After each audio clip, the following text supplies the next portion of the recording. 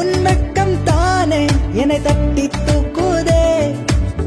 கண்ணாடி போல உருவத்தை ஏந்தி நிற்கும் என் கண்ணு தானே உன்னை கட்டி காக்குதே.